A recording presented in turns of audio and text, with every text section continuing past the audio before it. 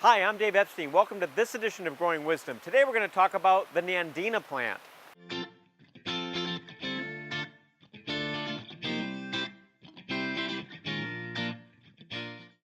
Coming to you today from Barry's greenhouses. It's pouring out. You might even be able to hear the rain. And I went under this cover and found this great little plant, Nandina burgundy wine. Nandinas are native to the eastern part of the world, Japan, the Himalayas.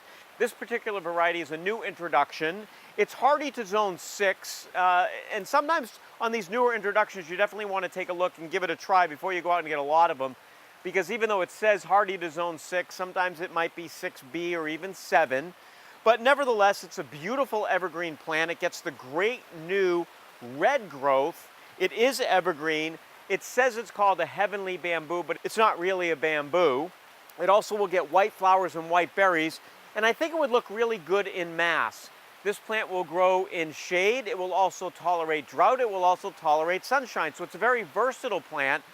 I think that it would be good in the middle part of the garden, perhaps not in the very front because it will get to be about 3 feet tall, but a little bit behind the lower border shrubs or perennials or annuals. And it would add some winter interest as well. So this is burgundy wine, heavenly bamboo. Take a look at it. Really great leaf and a good plant to add to the garden. For Growing Wisdom, I'm Dave Epstein.